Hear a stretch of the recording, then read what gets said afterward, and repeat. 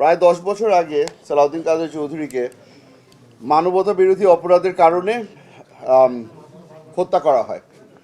তাকে ফাঁসিতে ঝুলিয়ে হত্যা করা হয়।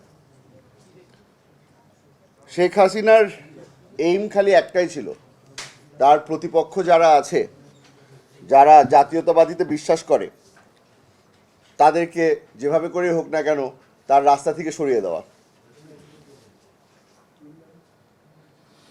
দুনিয়ার মধ্যে যতগুলি আপনারা আজ পর্যন্ত ডিকটেটর দেখেছেন, সবাই কিন্তু একই ধরনের কাজই করত। তাদের মেইন জিনিস ছিল যে এই হত্যা, গুম, খুন এগুলোর মাধ্যমেই কিন্তু তারা ক্ষমতায় টিকে থাকতো। শেখ হাসিনাও একই জিনিস করেছে। এই গেম প্ল্যানের মধ্যেই আমার বাবাও ফেঁসে যায়। আমার বাবাকেও সে একইভাবেই হত্যা করা হয়।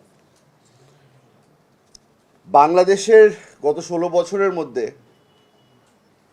হাসিনা ক্ষমতায় থাকার জন্য যেই কাজগুলি করেছে, ওটার মধ্যে একটা বেশ বড় কাজ ছিল এই আইসিটি। এই আইসিটির মাধ্যমে তার যে তারা যাদেরকে মেইন এনিমি হিসাবে দেখত, তাদেরকে এই আইসিটির মাধ্যমে হত্যা করা হয়েছে।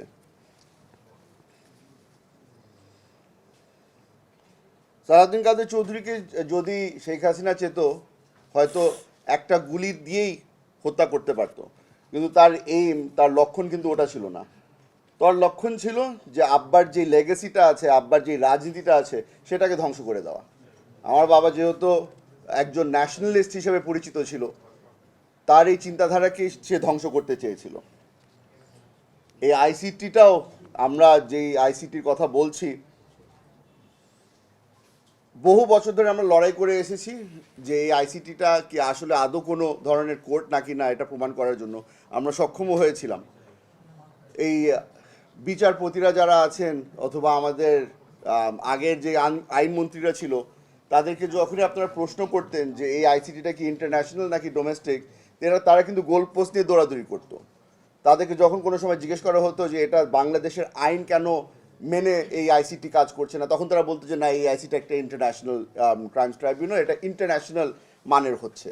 বিদেশিরা যখন তাকে জিজ্ঞেস করা হতো যে ইন্টারন্যাশনাল নর্মস কেন এই আইসিটি ফলো করছে না, তখন বলতো যে না, এটা তো আমাদের ডোমেস্টিক ট্রাইব্যুনাল। ওরা কোনো সময় কিন্তু আমাদেরকে খোলামেলা বলতে পারেনি যে এই আইসিটি ট্রাইব্যুনালের কোন জুরিসডিকশনে কাজ করছে। এই ব্যক্তিগুলো প্রমাণ করতে চেয়েছিল, প্রমাণ করতে পারতেন যে আব্বা 1971 সালে পাঞ্জাব ইউনিভার্সিটিতে ভর্তি ছিলেন। নতুন বাংলাদেশে এখন কিছু কিছু মানুষ সাহস দেখানো শুরু করেছে। কিছু কিছু মানুষ আমাদের সাথে যোগাযোগ করছে, তারা নিজেরাও প্রমাণ নিয়ে আসছে আমাদের কাছে। এগুলোর মধ্যে একটি বড় জিনিস আমাদের হাতে পৌঁছেছে, সেটা হচ্ছে গিয়ে, আপনারা হয়তো যারা ফরেন মিনিস্ট্রি বিট কভার করেন, আপনারা হয়তো জানেন যে বাংলাদেশ ফরেন মিনিস্ট্রি তাদের বিদেশি দূত যেগুলি আছে, সেখানে যখন মেসেজ পাঠানো হয় সেগুলোকে সাইফার বলা হয়। এই সাইফারগুলোকে বেশিরভাগ সময় কোডেড সিক্রেট থাকে। এইটারই একটা সাইফার মেসেজ আমাদের হাতে এসে পৌঁছেছে। এই সাইফার মেসেজের মধ্যে বলা আছে, এই 4 জনের নাম উল্লেখ করে বলা আছে যে কোনোভাবেই তাদেরকে যেন ভিসা না দেওয়া হয়। এই সাইফার মেসেজের মাধ্যমে প্রমাণ হচ্ছে যে আমাদের সাথে একটা খুব বড় অন্যায় হয়েছে।